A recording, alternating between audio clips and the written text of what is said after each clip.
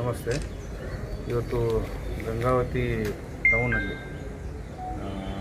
ಒಂದೇ ಕುಟುಂಬದವರು 3 ಜನ ಹ್ಯಾಂಗ್ ಮಾಡಿಕೊಂಡಿರೋ ಘಟನೆ ಒಂದು ನಮಗೆ ಬೆಳಕಿಗೆ ಬಂದಿದೆ. ಸೊ ಆ ಪ್ರಯುಕ್ತ ನಾನು ಕೂಡ ಅಲ್ಲಿ ವಿಸಿಟ್ ಮಾಡೋಕ್ಕೆ ಬಂದಿದ್ದೀನಿ. ನಮ್ಮ ಸೋಕೋ ಟೀಮು ಮತ್ತು ಎಲ್ಲ ಆಫೀಸರ್ಸ್ BSP ಇನ್ಸ್ಪೆಕ್ಟರ್ಸ್ ಎಲ್ಲ ವಿಸಿಟ್ ಮಾಡ್ತಾಯಿದ್ದಾರೆ. ಸೊ ಬೇಸಿಕಲಿ ಇವರು ಪ್ರಕಾಶ್ ಸನ್ ಆಫ್ ಗೋಕುಲ್ ದಾಸ್ ಅಂತೇಳಿ 55 ವರ್ಷದವರು. ಇವ್ರದ್ದು ಕಾಮಾಕ್ಷಿ ಜ್ಯುವೆಲ್ರಿ ಅಂತ ಒಂದು ಶಾಪ್ ಇದೆ ನಮ್ಮ ಇಲ್ಲಿ ನಮ್ಮ ಮಸೀದಿ ಪಕ್ಕ ಅವ್ರದ್ದೊಂದು ಶಾಪ್ ಇದೆ.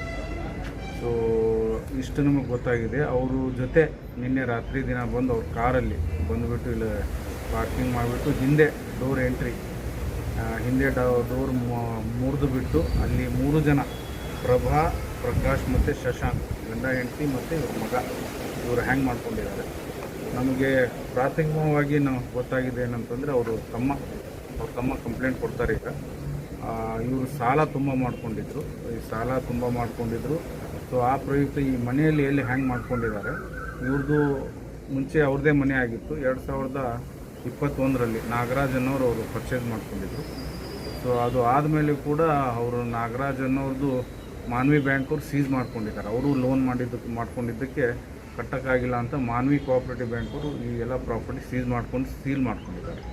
ಸೊ ಅದೇ ಮನೆಯಲ್ಲಿ ಅವ್ರು ಹಿಂದುಗಡೆಯಿಂದ ಬಂದು 3 ಜನ ಫೆಬ್ರವರಿವರೆಗೂ ಇಲ್ಲೇ ರೆಂಟಲ್ಲಿ ಇರ್ತಿದ್ರಂತವರು. ಅದು ಆದಮೇಲೆ ಈ ಬೇರೆ ಹೊರಗಡೆ ಹೋಗಿ ಬೇರೆ ಮನೆ ಮಾಡ್ಕೊಂಡಿದ್ದಾರೆ. ಸೊ ನಿನ್ನೆ ಯಾವ ಕಾರಣಕ್ಕೆ ಅಂತ ಗೊತ್ತಿಲ್ಲ, ಹಿಂದೆ ಡೋರ್ ಎಂಟ್ರಿ ಮಾಡಿಬಿಟ್ಟು ಬಾಗಿಲ ಮುರಿದು ಹ್ಯಾಂಗ್ ಮಾಡ್ಕೊಂಡಿದ್ದಾರೆ. ನಾವು ಈ ಪ್ರಾಥಮಿಕವಾಗಿ ಅವರು ತಮ್ಮನಿಂದ ಕಂಪ್ಲೇಂಟ್ ತೊಗೊಳ್ತಾ ಇದ್ದೀವಿ. ಮುಂದೆ ಅವರಿಗೆ PM ಮಾಡಿಬಿಟ್ಟು ಅವ್ರಿಗೆ ಬಾಡಿ ಹ್ಯಾಂಡ್ ಓವರ್. ಸರ್ ಎಲ್ಲಿ ವಾಸ ಮಾಡಿದ್ರು ಸರ್ ಅವರು? ಇಲ್ಲಿ ಒಂದು ರೆಂಟೆಡ್ ಮನೆಯಲ್ಲಿ ಕೊಪ್ಪಳ ಗಂಗಾವತಿ ಟೌನಲ್ಲಿ ಒಂದು ಏರಿಯಾ ನನಗೆ ಎಕ್ಸಾಕ್ಟ್ ಗೊತ್ತಿಲ್ಲ. ಸೊ ಅಲ್ಲಿ ಅವ್ರು ರೆಂಟೆಡ್ ಮನೆಯಲ್ಲಿ ವಾಸವಾಗಿತ್ತು. ಸರ್ ಮಗ ವಯಸ್ಸು ಮಗ ಸರ್? ಮಗ 19 ಇಯರ್ಸ್ ಇದ್ದಾನೆ. ಎಂಜಿನಿಯರಿಂಗ್ ಮಾಡ್ತಾ ಇದ್ರಂತೆ. ಎಲ್ಲಿ ಸರ್? ಬ್ಯಾಂಗ್ಳೂರು ಕಾಲೇಜಲ್ಲಿ ಎಂಜಿನಿಯರಿಂಗ್ ಮಾಡ್ತಾಯಿದ್ರು. ಒಂದು 3 ರಿಂದ 4 ದಿನ ಆಯ್ತಂತ ಬಂದುಬಿಟ್ಟು. ಸೊ ಅವರು ಕೂಡ ಹ್ಯಾಂಗ್ ಮಾಡ್ತಾರೆ. ಸರ್ ಈಗ ನಾಗರಾಜ್ ಎಲ್ಲ ಖರೀದಿ ಮಾಡಿದ್ದಾರೆ, ಅವ್ರೇನು ಸಾಲ ಕೊಟ್ಟಿದ್ದಾರೆ? ಅಲ್ಲ, ಅವ್ರ ಕಡೆಯಿಂದ ತಂದೆಯವ್ರ ಕಡೆಯಿಂದ ಖರೀದಿ ಮಾಡ್ಕೊಂಡಿದ್ದಾರೆ 21. ನಮ್ಮ ಪ್ರಾಥಮಿಕವಾಗಿ ನಮಗೆ ಗೊತ್ತಾಗುತ್ತೆ. ಸೊ ಅವರು ಕೂಡ ಲೋನ್ ಕಟ್ಟೋಕ್ಕಾಗದೇ ಇರೋದ್ರಿಂದ ಮಾನ್ವಿ ಬ್ಯಾಂಕ್ ಅವ್ರು ಬಂದು ಇದು ಪ್ರಾಪರ್ಟಿ ಎಲ್ಲ ಸೀಸ್ ಮಾಡಿ ಕೂಲಂಕುಷವಾಗಿ ತನಿಖೆ ನಡೆಸಿರಿ ಸರ್. ಇದ್ರ ಬಗ್ಗೆ 100% ಕೂಲಂಕುಷವಾಗಿ ಏನಿದೆ ಅಂತ, ಅವ್ರು ಏನು ಲೋನು ಎಲ್ಲಿ ಮಾಡ್ಕೊಂಡಿದ್ರು ಏನು ಅಂಥೇಳಿ, ಇನ್ಕ್ಲೂಡಿಂಗ್ ಅವರು ಮೊಬೈಲ್ಸ್ ನಿನ್ನೆ ಹೆಂಗೆ ಬಂದಿದ್ರು, ಯಾವ ಕಡೆಯಿಂದ ಬಂದಿದ್ರು, ಅದೆಲ್ಲ ನಾವು ತನಿಖೆ ಮಾಡ್ತೀವಿ. ಸರ್, ಅವ್ರು ನಾಗರಾಜ್ ಅವರು ಮೊದಲು ಸಾಲ ಕೊಟ್ಟು ಆಮೇಲೆ ಅದನ್ನು ಸಾಲದ ಬಡ್ಡಿ ಪ್ರಕಾರ ಸಾಲ ಕೊಟ್ಟು ಆಮೇಲೆ ಅದನ್ನು ತಮ್ಮ ಹೆಸರಲ್ಲೇ ಮಾಡಿಕೊಂಡ್ರು ಅಂತೇಳಿ ಅವ್ರ ಆರೋಪ ಆಗಿತ್ತು ಸರ್. ಇದಕ್ಕಿಂತ ಮುಂಚೆ ಠಾಣೆಯಲ್ಲಿನೂ ಭಾಳಷ್ಟು ಸಲ ಪ್ರಕರಣ ಬಂದಿದ್ದು ಸರ್. ಇದರ ಬಗ್ಗೆ ಏನು ಹೇಳ್ತೀವಿ ಸರ್? ಅದ್ರ ಬಗ್ಗೆ ನಾನು ತನಿಖೆ ಮಾಡ್ತೀವಿ. ಅದ್ರ ಬಗ್ಗೆ ನನಗೆ ಆ್ಯಕ್ಚುಲಿ ನನಗೆ ಗೊತ್ತಿಲ್ಲ. ಸೊ ಈಗ ನಮಗೆ ಮೇಲ್ನೋಟಕ್ಕೆ ಗೊತ್ತಾಗಿದ್ದು ಇದು ಮಾನ್ವಿ ಬ್ಯಾಂಕ್ ಅವ್ರು ಸೀಸ್ ಮಾಡ್ಕೊಂಡಿದ್ದಾರೆ. ಮಾನ್ವಿ ಬ್ಯಾಂಕ್ ಕಿರುಕುಳ ಏನಾದರೂ ಇತ್ತು ಅಂತ ಏನು ಕಂಡು ಬಂದಿದೆ ಸರ್? ಇಲ್ಲ, ಏನು ಕಂಡು ಬಂದಿಲ್ಲ. ಅವರು ಅದ್ರ ಬಗ್ಗೆ ನಾವು ಪ್ರಾಥಮಿಕವಾಗಿ ತನಿಖೆ ಮಾಡ್ತೀವಿ.